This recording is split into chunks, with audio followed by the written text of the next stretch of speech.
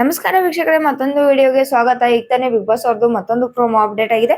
Promo ಮಾತ್ರ ಸೈಕ್ ಆಗಿದೆ ಅಂತಾನೆ ಹೇಳ್ಬೋದು. ಯಾಕಪ್ಪ ಅಂದ್ರೆ ಬಿಗ್ ಬಾಸ್ ಅವರು ತುಂಬಾನೇ ಚೆನ್ನಾಗಿರುವಂತ ಆಕ್ಟಿವಿಟಿನ ಕೊಟ್ಟಿದ್ದಾರೆ ಅಂತ ಹೇಳ್ಬೋದು. ಮನೆಯಲ್ಲಿ ಇನ್ನಷ್ಟು ಜಗಳ ಶುರು ಮಾಡ್ಲಿಕ್ಕೆ ಇದು ಒಳ್ಳೆ ಬೇಸ್ ಅಂತ ಹೇಳ್ಬೋದು. ಆದ್ರೆ ಇಷ್ಟು ದಿನ ಯಾರ್ಯಾರೋ ಜಗಳಾಡ್ತಿದ್ರು, ಆದ್ರೆ ಇವಾಗ ಜಗಳಾಡ್ತಾ ಇರೋದು ಯಾರಪ್ಪ ಅಂದ್ರೆ ಜಾನ್ವಿ ಅವರು ಹಾಗೇನೆ ಅಶ್ವಿನಿ ಗೌಡ ಅವರು ಜಗಳಾಡ್ತಾ ಇದ್ದಾರೆ. ಅದು ಯಾಕೆ ಏನು ಅಂತ ಮುಂದೆ ನೋಡೋಣ. ಇವಾಗ ಸದ್ಯಕ್ಕೆ ಟಾಸ್ಕ್ ಬಗ್ಗೆ ಮಾತಾಡೋದಾದ್ರೆ, ಏನ್ ಆಕ್ಟಿವಿಟಿ ಕೊಟ್ಟಿದ್ದಾರೆ ಅಂತ ನೋಡೋದಾದ್ರೆ, ಇಬ್ರು ಸ್ಪರ್ಧಿಗಳನ್ನ ನಿಲ್ಲಿಸ್ಬಿಟ್ಟು ನಾನ್ ಉಳ್ಕೋಬೇಕು, ಆದ್ರೆ ನನ್ನ ಹತ್ರ ಏನ್ ಯೋಗ್ಯತೆ ಇದೆ, ಹಾಗೇನೆ ನಮ್ ಎದುರಾಳಿ ಹತ್ರ ಏನ್ ಯೋಗ್ಯತೆ ಇಲ್ಲ, ಯಾವ್ದು ಅವ್ರಿಗೆ ಮೈನಸ್ ಪಾಯಿಂಟ್ ಇದೆ ಅಂತ ಎತ್ತಿ ಹೇಳ್ಬೇಕು, ಮತ್ತೆ ಅವ್ರು ಮಾಡ್ತಾ ಇರೋಂತ ತಪ್ಪನ್ನ ಎತ್ತಿ ಹೇಳ್ಬೇಕಾಗಿದೆ. ಈ ರೀತಿ ಮಾಡಿದಾಗ ಯಾರಿಗಾದ್ರೂ ಜಗಳ ಹತ್ತೋದು ಕಾಮನ್ ಅಂತ ಹೇಳ್ಬೋದು.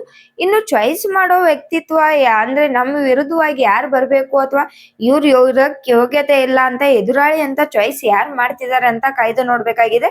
ಸ್ಪರ್ಧಿಗಳು ತಮ್ಮ ಆಯ್ಕೆನ ಮಾಡಿರೋ ತರ ಇಲ್ಲ. ಒಂದು ಕ್ಯಾಪ್ಟನ್ ಅವರಾದ್ರೂ ಮಾಡಿರ್ಬೋದು, ಇಲ್ಲ ಬಿಗ್ ಬಾಸ್ ಟೀಮ್ ಅವರೇ ಇವ್ರನ್ನ ನಿಲ್ಸಿರ್ಬೋದು ಅಂತ ಅನಿಸುತ್ತೆ. ರಕ್ಷಿತಾ ಹಾಗೂ ರಿಷಾ ಅವರಿಗೆ ಎದುರಾಳಿಯಾಗಿ ಕೊಟ್ಟಿದ್ದಾರೆ. ಇನ್ನು ಇವರಿಬ್ರು ಅಂತೂ ಮಾತಾಡೋದ್ರಲ್ಲಿ ಸಖತ್ತಾಗೇ ಇದ್ದಾರೆ ಅಂತ ಹೇಳ್ಬೋದು. ರಕ್ಷಿತಾ ಅವರು ಅಷ್ಟೇ ಚಿಕ್ಕವರಾಗಿದ್ರು ಕೂಡ ತುಂಬಾನೇ ಮೆಚೂರ್ಡ್ ಆಗಿ ಏನ್ ಮಾತಾಡ್ಬೇಕು, ಏನ್ ಮಾತಾಡ್ಬಾರ್ದು, ಯಾವ ರೀತಿ ಹೇಳ್ಬೇಕು ಅನ್ನೋದನ್ನ ಅವರು ತುಂಬಾನೇ ಚೆನ್ನಾಗಿ ಹೇಳ್ತಾರೆ. ಸೊ ಕಾಯ್ದು ನೋಡ್ಬೇಕು ಅವ್ರು ಯಾವ ರೀತಿ ಮಾತಾಡಿದ್ದಾರೆ ಅಂತ. ಮ್ಯೂಟೆಂಟ್ ರಘು ಅವರು ಇಲ್ಲಿ ಅದನ್ನೆಲ್ಲ ಕೂತ್ಕೊಂಡು ಕೇಳ್ತಾ ಇದ್ದಾರೆ. ಯಾರ್ದು ವ್ಯಾಲಿಡ್ ಪಾಯಿಂಟ್ ಅಂತ ಕೇಳ್ಬಿಟ್ಟು ನಾಮಿನೇಷನ್ ಏನಾದ್ರು ಮಾಡ್ತಾರಾ ಹೇಗೆ ಅಂತ ಕಾಯ್ದು ನೋಡ್ಬೇಕಾಗಿದೆ. ಯಾರ ಪಾಯಿಂಟ್ ವ್ಯಾಲಿಡ್ ಅನ್ಸುತ್ತೆ ಅವ್ರನ್ನ ಉಳಿಸ್ಕೊಂಡು, ಯಾರ ಪಾಯಿಂಟ್ ವ್ಯಾಲಿಡ್ ಅನ್ಸಲ್ಲ ಅವ್ರನ್ನ ನಾಮಿನೇಟ್ ಮಾಡ್ತಾರಾ ಹೇಗೆ ಅಂತ ಕಾಯ್ದು ನೋಡ್ಬೇಕಾಗಿದೆ. ಅಥವಾ ಕಳೆದ ಸೀಸನ್ ಅಲ್ಲಿ ನೋಡಿರ್ಬೋದು, ಯಾರು ಬಂದ್ಬಿಟ್ಟು ಇವಾಗ ಕ್ಯಾಪ್ಟನ್ ಒಬ್ರು ಇದ್ರು ಅಂದ್ರೆ ಮಂಜು ಅವರು ರಾಜ ಆಗಿದ್ದಾಗ ಬೇರೆಯವರು ಬಂದ್ಬಿಟ್ಟು ನಾನು ಇವ್ರನ್ನ ನಾಮಿನೇಟ್ ಮಾಡ್ತೀನಿ ಅಂತ ಹೇಳಿದಾಗ ಅವ್ರಿಗೆ ಆ ಪಾಯಿಂಟ್ ಗಳು ವ್ಯಾಲಿಡ್ ಅನ್ಸಿದ್ರೆ ಓಕೆ ನಾಮಿನೇಟೆಡ್ ಅಂತ ಹೇಳ್ತಾ ಇದ್ರು. ಇಲ್ಲಾಂದ್ರೆ ನಂಗೆ ಈ ಪಾಯಿಂಟ್ ವ್ಯಾಲಿಡ್ ಅನಿಸ್ಲಿಲ್ಲ, ನಾನು ಇವ್ರನ್ನ ನಾಮಿನೇಷನ್ ಇಂದ ಸೇವ್ ಮಾಡ್ತೀನಿ ಅಂತ ಹೇಳ್ತಾ ಇದ್ರು.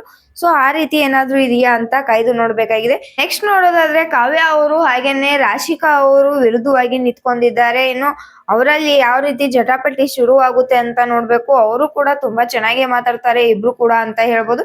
ಇನ್ನು ಯಾರ್ಯಾರ ಜೊತೆ ಯಾರ್ಯಾರಿದ್ದಾರೆ, ಯಾರ್ಯಾರ ಜೋಡಿಗಳಾಗಿ ಬಂದು ನಿಂತು ಯಾರ ಜೊತೆ ವಾದನ ಮಾಡಿದ್ದಾರೆ ಅಂತ ಕಾಯ್ದು ನೋಡ್ಬೇಕಾಗಿದೆ.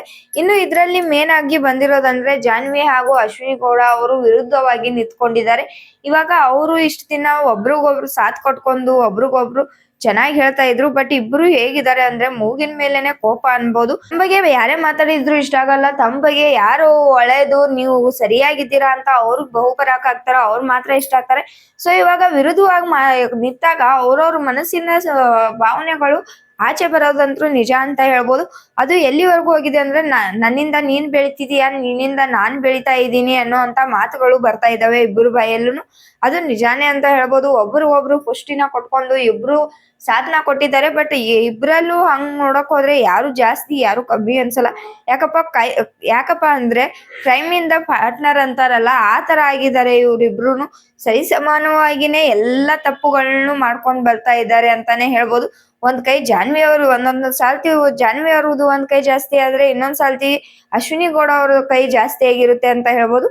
ಅದನ್ನ ಇವಾಗ ಕಾಯ್ದು ನೋಡ್ಬೇಕು. ಅದ್ರ ಜೊತೆಗೆ ಅಶ್ವಿನಿ ಗೌಡ ಅವರು ಇನ್ನೊಂದು ಹೇಳ್ತಿರೋದು ಏನಪ್ಪಾ ಅಂದ್ರೆ, ನನ್ ಹಿಂದೆ ನಿಂತ್ಕೊಂಡನೆ ನನ್ನ ಮನೆಯಿಂದ ಆಚೆ ತಳ್ಳಕ್ ನೋಡಿ ನೀವು ಉಳ್ಕೋತ ಇದ್ದೀರಾ ಅಂತ ಬೇರೆ ಹೇಳ್ತಾ ಇದ್ದಾರೆ. ಅದ್ರ ಜೊತೆಗೆ ಅಶ್ವಿನಿ ಗೌಡ ಅವರು ಇನ್ನೊಂದ್ ಮಾತನ್ನ ಹೇಳ್ತಾ ಇದ್ದಾರೆ, ನಿಮ್ಮಿಂದ ನನಗ್ ಕಳಂಕ ಬರ್ತಾ ಇದೆ ಅಂತ ಹೇಳ್ತಿದ್ದಾರೆ. ಇದನ್ನಂತೂ ಒಪ್ಪಕ್ ಆಗಲ್ಲ. ಯಾಕಪ್ಪ ಅಂದ್ರೆ ಫಸ್ಟ್ ಬಂದಿದ್ದೇನೆ ಅಶ್ವಿನಿ ಗೌಡ ಅವರ ಕೆಟ್ಟ ವರ್ತನೆಯಿಂದ ಜಾನ್ವಿ ಅವ್ರಿಗೆ ಬಂತು, ಆಮೇಲೆ ಅವರಿಂದ ಇವ್ರಿಗೆ ಬಂತು ಅಂತಾನೆ ಹೇಳ್ಬೋದು. ಇಬ್ರು ಕೂಡ ಸರಿ ಸಮಾನವಾಗಿದ್ದಾರೆ. ಯಾರಿಂದಾನು ಯಾರಿಗೂ ಕೆಟ್ಟ ಕಳಂಕ ಅಂತೂ ಬರ್ತಾ ಇಲ್ಲ. ಇಬ್ರು ತಾವು ಮಾಡ್ತಾ ಇರೋಂತ ಕೆಲಸದಿಂದ ಬರ್ತಿದೀವಿ ಹೊರತಾಗಿ ಬೇರೆಯವರಿಂದ ಬಿಗ್ ಬಾಸ್ ಮನೆಯಲ್ಲಿ ಕೆಟ್ಟ ಹೆಸರು ಬರೋಕ್ ಸಾಧ್ಯನೇ ಇಲ್ಲ ಅಂತ ಹೇಳ್ಬೋದು. ಅವ್ರ ಸ್ಟ್ಯಾಂಡ್ ತಗೊಳ್ದೇ ಇರೋದಾಗಿರ್ಬೋದು, ಅಥವಾ ಅವ್ರು ಮಾತಾಡೋ ರೀತಿಗಾಗಿರ್ಬೋದು, ಅವ್ರು ಮಾಡೋಂತ ಕೆಲ್ಸಕ್ಕಾಗಿರ್ಬೋದು ಕಳಂಕ ಬರುತ್ತೋ ಹೊರತಾಗಿ ಬೇರೆಯವರಿಂದ ಬರಕ್ಕೆ ಚಾನ್ಸೇ ಇಲ್ಲ ಅಂತ ಹೇಳ್ಬೋದು. ಇನ್ನು ಅದ್ರ ಜೊತೆಗೆ ಇವ್ರು ಏನ್ ಹೇಳ್ತಿದಾರಪ್ಪ ಅಂದ್ರೆ ಜಾನ್ವಿ ಅವರು, ನಿಮ್ ಆಟನ ನೀವ್ ಆಡ್ತಿದ್ದೀರಾ, ನನ್ನ ಆಟನ ನಾನ್ ಆಡ್ತಿದ್ದೀನಿ. ಒಬ್ರು ಸ್ಲೋ ಆಗಿ ಹೋಗಿ ಗುರಿನ ತಲುಪಬಹುದು, ಇನ್ನೊಬ್ರು ಫಾಸ್ಟ್ ಆಗಿ ಹೋಗ್ಬೋದು. ಸೊ ಹಾಗಂತ ಯಾರನ್ನೂ ಅಲ್ಗಳಕ್ ಆಗಲ್ಲ ಅಂತಾನೆ ಹೇಳ್ತಿದಾರೆ. ಅದಂತೂ ನಿಜ. ಎಷ್ಟೋ ಜನ ಇವಾಗ ಮನೆಯಲ್ಲಿ ಗೊತ್ತಿಲ್ದೇನೆ ಎಲ್ಲೂ ಜಾಸ್ತಿ ಕಾಣಿಸ್ಕೋತಾ ಇಲ್ಲ ಅಂದ್ರು ಅವರು ಜನರ ಮನಸ್ಸಲ್ಲಿ ಇವಾಗ ಬೇರ್ನ ಊರ್ತಿದ್ದಾರೆ ನಿಧಾನವಾಗಿ ಅಂತಾನೆ ಹೇಳ್ಬೋದು. ಅದ್ರಲ್ಲಿ ಯಾರಪ್ಪ ಅಂದ್ರೆ ಧನುಷ್ ಗೌಡ ಅವ್ರದ್ದು ನೋಡ್ಬೋದು, ಎಲ್ಲೂ ಜಾಸ್ತಿ ಕಾಣಿಸ್ಕೊಳ್ಳಲ್ಲ. ಜಗಳ ಬಂದಾಗ ತಮ್ದೇನ್ ಸ್ಟ್ಯಾಂಡ್ ತಗೋಬೇಕು, ಯಾವ ಟೈಮ್ ಅಲ್ಲಿ ತಗೋಬೇಕು ಆ ಟೈಮ್ ಅಲ್ಲಿ ತಗೋತಾರೆ, ಮಿಕ್ಕಿದ ಟೈಮ್ ಅಲ್ಲಿ ಕಾಣಿಸೋದೇ ಇಲ್ಲ. ಹಾಗೇನೆ ಟಾಸ್ಕ್ ಅಂತ ಬಂದಾಗ ತುಂಬಾ ಚೆನ್ನಾಗೇನೆ ಆಟ ಕೂಡ ಆಡ್ತಾರೆ. ಸೊ ಅವ್ರ ಬಗ್ಗೆ ಆಚೆ ಕಡೆ ಜನರಿಗೆ ತುಂಬಾನೇ ಒಳ್ಳೆ ಅಭಿಪ್ರಾಯ ಕೂಡ ಇದೆ ಅಂತ ಹೇಳ್ಬೋದು. ಒಬ್ರು ಟಫೆಸ್ಟ್ ಕಂಟೆಸ್ಟೆಂಟ್ ಆಗಿ ನಿಂತ್ಕೊಳ್ಳೋದ್ರಲ್ಲಿ ಯಾವುದೇ ಅನುಮಾನನೂ ಇಲ್ಲ ಅಂತ ಹೇಳ್ಬೋದು. ಹಾಗೇನೆ ತುಂಬಾ ದಿನ ಇವರು ಮನೆಯಲ್ಲಿ ಮುಂದುವರಿತಾರೆ ಅಂತ ಕೂಡ ಹೇಳ್ಬೋದು. ಇವರು ಇದೇ ರೀತಿ ಆಟ ಆಡ್ಕೊಂಡು ಹೋದ್ರೆ. ಇದ್ರ ಜೊತೆಗೆ ಅಶ್ವಿನಿ ಗೌಡ ಅವರು ಇನ್ನೊಂದು ಮಾತನ್ನ ಕೂಡ ಹೇಳ್ತಾರೆ, ನನ್ನನ್ನ ಮುಂದೆ ಬಿಟ್ಟು ನೀವು ನನ್ನ ಹಿಂದೆ ನಿಂತ್ಕೊಂಡು ನನ್ನ ಮನೆಯಿಂದಾನೇ ಆಚೆ ಹಾಕಕ್ ನೋಡ್ತಾ ಇದ್ದೀರಾ ಅಂತ ಹೇಳ್ತಿದ್ದಾರೆ. ಇದಂತೂ ಅಷ್ಟೊಂದು ನಿಜ ಅಂತ ಅನ್ನಿಸಲ್ಲ. ಯಾಕಪ್ಪ ಅಂದ್ರೆ ಅಶ್ವಿನಿ ಗೌಡ ಅವರಿಗೆ ಎಲ್ಲರಿಗಿಂತ ಜಾಸ್ತಿನೇ ಬುದ್ಧಿ ಇದೆ. ಅದ್ರಲ್ಲೂ ಓವರ್ ಆಗಿ ಥಿಂಕ್ ಮಾಡ್ತಾರೆ ಅಂತ ಹೇಳ್ಬೋದು. ಪ್ರತಿಯೊಂದರಲ್ಲೂ ತಪ್ಪು ಹುಡ್ಕೋರು ಇದನ್ನ ಗೊತ್ತಾಗಲ್ವಾ, ಅವ್ರು ಹೇಳಿದ್ದಕ್ಕೆ ಇವ್ರು ಮಾಡ್ತಾರ. ಅಯ್ಯೋ ಬನ್ನಿ, ಇವ್ರು ಹೇಳೋದು ಒಂದು ಸರಿ ಇಲ್ಲ ಅಂತಾನೆ ಹೇಳ್ಬೋದು. ಇಬ್ರುನು ಕಾಗಕ್ಕ ಗೂಬಕ್ಕನ್ ಕತೆ ಹೇಳ್ಕೊಂಡ್ ಕೂಡ್ತಾ ಇದಾರೆ ಅಂತ ಹೇಳ್ಬೋದು. ಒಟ್ನಲ್ಲಿ ಇವ್ರಿಬ್ರು ಜಗಳಾಡಿದ್ದು ತುಂಬಾ ಜನಕ್ಕೆ ಇಷ್ಟ ಆಗುತ್ತೆ ಅನ್ನೋದ್ರಲ್ಲಿ ಯಾವುದೇ ಡೌಟ್ ಇಲ್ಲ ಅಂತ ಹೇಳ್ಬೋದು. ಜಾನ್ವಿ ಅವ್ರು ಕೂಡ ಒಂದ್ ಮಾತನ್ನ ಹೇಳ್ತಾರೆ, ಏನಪ್ಪಾ ಅಂದ್ರೆ ನನ್ನನ್ನ ನಿಮ್ ಜೊತೆಗೆ ಇಟ್ಕೊಳ್ಳೋದು ಕೂಡ ನಿಮ್ಮ ಸ್ಟ್ರಾಟಜಿ ಆಗಿದ್ಯಾ ಅಂತ ಕೇಳ್ತಾರೆ. ಸೊ ಈ ಮಾತು ಎಲ್ಲೋ ಅಶ್ವಿನಿ ಗೌಡ ಅವ್ರಿಗೆ ಟಿಗರ್ ಮಾಡಿರುತ್ತೆ ಅನ್ನೋದು ಮಾತ್ರ ಸತ್ಯ ಅಂತ ಹೇಳ್ಬೋದು. ಅಶ್ವಿನಿ ಗೌಡ ಅವ್ರಿಗೆ ಮಾಮೂಲಿಯಾಗಿ ಮಾತಾಡಿದ್ರೇನೆ ಇಷ್ಟ ಆಗಲ್ಲ, ಇನ್ನು ಈ ರೀತಿ ಜೊತೆಗಿದ್ದಾರೆ ಮಾತಾಡಿದ್ರೆ ಮಾತ್ರ ಅವ್ರಿಗೆ ಸಕ್ಕಾಪಟ್ಟೆ ಉರ್ಕೊಂಡಿರ್ತಾರೆ ಅಂತಾನೆ ಹೇಳ್ಬೋದು. ಇನ್ನು ಅಶ್ವಿನಿ ಗೌಡ ಅವರು ಪ್ರೋಮೋದಲ್ಲಿ ಹೇಳಿದ್ದಾರೆ, ಈ ತರ ಸ್ನೇಹ ನನಗ್ ಬೇಡ, ನನ್ನನ್ನ ಮುಂದೆ ತಳ್ಳಿ ನೀವು ಹಿಂದೆಯಿಂದ ಬೆಂಕಿ ಕಾಯಿಸ್ಕೊಳ್ಳುವಂತ ಕೆಲ್ಸನ ಮಾಡ್ತಾ ಇದ್ದೀರಾ ಅಂತ ನನಗನ್ನಿಸ್ತಾ ಇದೆ. ಇವಾಗ ನಿಮ್ ಸ್ನೇಹ ಬೇಡ, ಈ ಫ್ರೆಂಡ್ಶಿಪ್ ನ ನಾವು ಇಲ್ಲಿಗೆ ಕಟ್ ಮಾಡೋಣ ಅಂತ ಹೇಳ್ತಾ ಇದ್ದಾರೆ. ಇದು ಬರೀ ಈ ಎಪಿಸೋಡ್ಗೆ ಮಾತ್ರ ಸೀಮಿತ ಆಗಿರುತ್ತಾ ಅಥವಾ ಚರ್ಚೆ ಆಗೋವರೆಗೂ ಮಾತ್ರ ಸೀಮಿತ ಆಗಿರುತ್ತಾ ಅಂತ ಕಾಯ್ದು ನೋಡ್ಬೇಕಾಗಿದೆ.